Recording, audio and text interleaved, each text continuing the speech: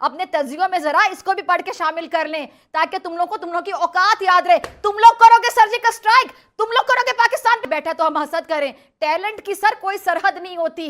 तो जावेद अख्तर साहब आप जरा लिखे ना, नरेंद्र मोदी साहब जो जुल्म कर रहे हैं, जुल्म की दास्तानें रकम करें, क्यों नहीं लिखते आप लिरिक्स? और वजीर आजम नरेंद्र मोदी जो हैं वो इस वक्त जनाब एक बड़े मिशन पे हैं, और वो हैं INS विक्रांत के ऊपर। और उन्होंने कहा जी कि जो INS विक्रांत है ये मेड इन इंडिया सिंबल है, और हमारी ये ग्रोइंग नेवल पावर है, और हम इस वक्त दुनिया में जो है वो हमारा एक मुकाम है, दिस एंड दैट एंड। और उसके बाद 1892 में ट्रीटी ऑफ गंदमक के 15 साल के बाद, तकरीबन 13-14 साल के बाद ड्यूरेंट लाइन एग्रीमेंट होता है, जिसके अंदर यह फैसला किया जाता है कि अफगानिस्तान की सरहदें क्या होंगी। अफगान बादशाह अपनी सब कुछ, सारी सल्तनत अंग्रेजों को दे देता है। अंग्रेज डिसाइड करते हैं कि तुम ईरान की तरफ से इतना लोगे, रूस की तरफ से इतना लोगे, आमू दरिया तुम्हारी यहां सरहद होगी, अफगानिस्तान और हिंदुस्तान के दरमियान यह सरहद होगी। और बादशाह अपने लाखों अपने सब्जेक्ट्स को, यानी अपनी आवाम को, वो पश्तून आवाम जो सारे हमारे आज के ट्राइबल एरिया और हमारे सूबा खैबर के अंदर और बलूचिस्तान में है, इन सब को उस अफगान बादशाह ने अंग्रेज़ों को फ़रोख्त कर दिया। इसके नतीजे में अंग्रेज़ों ने उसकी तनख्वाह बढ़ाकर 12 लाख रुपए। साहब ऐसे सवाल पूछ रहे हैं। काबुल ने तो फैसला कर लिया है, काबुल ने तो कर लिया है कि वो TTP है, they prefer TTP over Pakistan. क्या आप अब तक आपको ये सबक नहीं मिला है? माने ये जो 100 लोग मारे जा रहे हैं और 50 आ रहे हैं और 20 इधर और 20 नेक्स्ट डे मारे जा रहे हैं, इसका आपका कोई पता ही नहीं है क्या फैसला किया है काबुल ने? Of course they decided. अब बात यह है कि आप में हिम्मत कब आएगी, आप में हिम्मत कब आएगी कि फैसला करना कि जो मुल्क जंग लड़ रहा है हमारे खिलाफ, उसको जवाब कैसे देते हैं?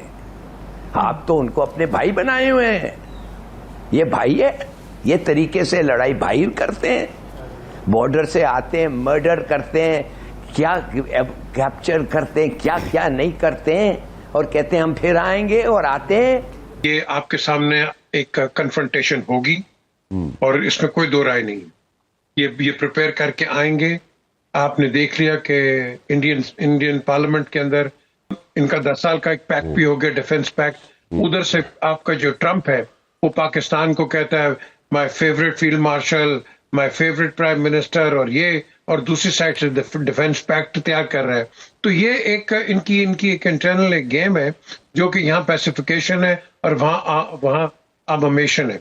अब यहाँ जो चीज है, ये सर क्रीक पे क्या कर रहे हैं, एक एक्सरसाइज कर रहे हैं, which I wouldn't be worried about it, because हमारी जो आर्म फोर्सेज हैं they're already prepared for it. हम भी करते हैं, ये भी करते हैं, करें। So there is no concern on that. But the question is कि क्या will this peace last? No, I don't think so. आपका ये फ्रंट भी नहीं होगा और ये जो अफगान का फ्रंट है ये भी नहीं है। इसके अंदर कई फैक्शंस हैं। आप बात करते हैं, आप किससे कर रहे हैं?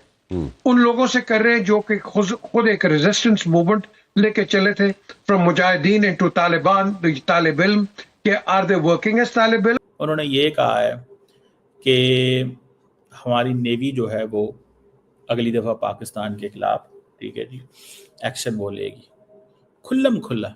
ये चीज़ पाकिस्तान की फ़ौज नहीं कह सकती। मैं आपको बात बताऊं, ये चीज़ पाकिस्तान की फ़ौज नहीं कह सकती, और ना ये चीज़ पाकिस्तान की फ़ौज ने कही होगी, मेरा ख्याल है। ना ही ये चीज़ पाकिस्तान की फ़ौज ने ये कही होगी जो इंडिया की हुकूमत कह रही है।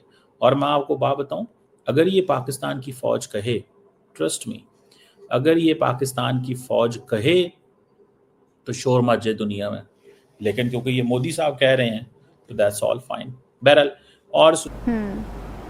और हमारे लोग जो मर रहे हैं, खामखा मर रहे हैं, कौ जंग में मर रहे हैं भाई। ये कोई ना ऐसे ही पेट्रोलिंग में नहीं मर रहे हैं, ये जंग में मर रहे हैं, and they are dying in dozens. और किसने कौन आके मार रहा है उनको, वो भी उनको पता है, किधर से आ रहे हैं वो भी पता है, कौन पैसे दे रहे हैं वो भी पता है। ये सुसाइड नहीं कमिट कर रहे हैं, मर रहे हैं, मारे जा रहे हैं।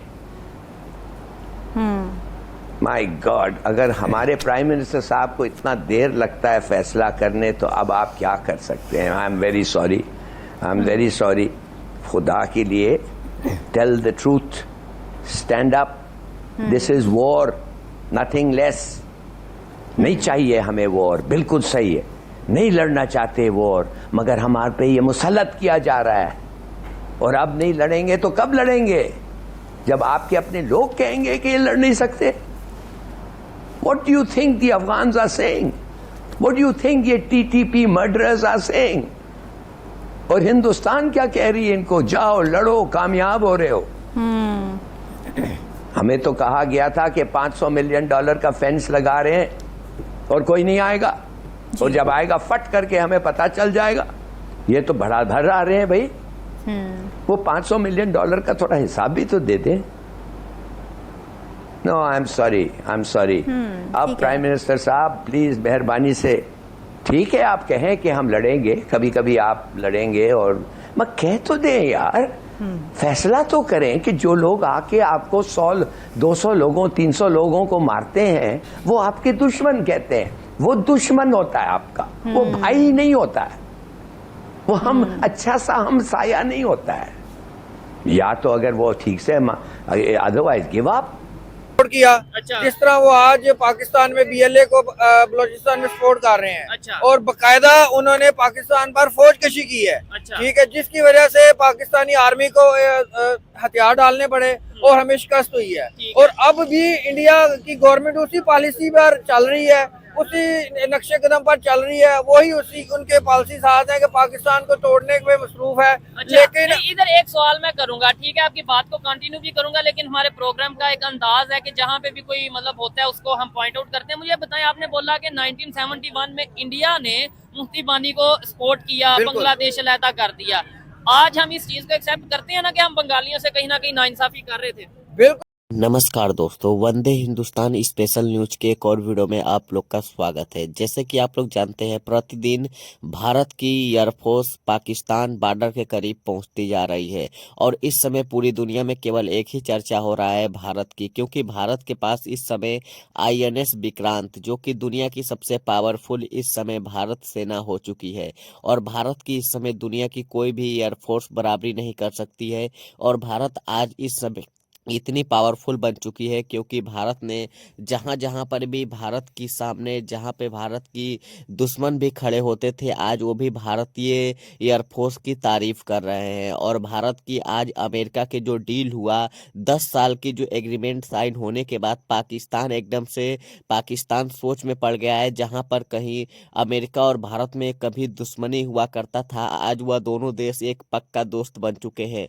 जो पाकिस्तान एक आशा लगाकर बैठा था कि अब अमेरिका पाकिस्तान को सपोर्ट करेगा, मगर अमेरिका तो भारत की ओर ही चला गया, और जैसे ही अमेरिका भारत की ओर गया, तब से पाकिस्तान के ऊपर बहुत ही ज़्यादा, पाकिस्तानी के ऊपर इस समय डर बन चुकी है, और पाकिस्तान एकदम से डर के रह रहे हैं, क्योंकि पाकिस्तानी अब जान चुके हैं कि भारत, अफगानिस्तान, तालिबान, भारत, अमेरिका, यह 4 देश एक हो गए हैं। जब यह 4 देश एक हो गए हैं तो पाकिस्तान के सामने पूरी दुनिया भी आ जाए, तब भी पाकिस्तान की कोई भी इससे बड़ा पाकिस्तान नहीं बन पाएगा, क्योंकि मोदी जी का इस समय जो ब्रांड वैल्यू है पूरी दुनिया में, दुनिया की हर एक देश इस समय मोदी जी को सपोर्ट कर रहा है, क्योंकि मोदी जी जो इस समय अपनी ब्रांड बना चुके हैं पूरी दुनिया में, और पूरी दुनिया के नाम पर केवल एक ही नाम है, भारत। भारत का जो एयरफोर्स है इस समय इतनी पावरफुल बन चुकी है कि पूरी दुनिया सोचने पर मजबूर हो गई है कि भारत ही क्यों,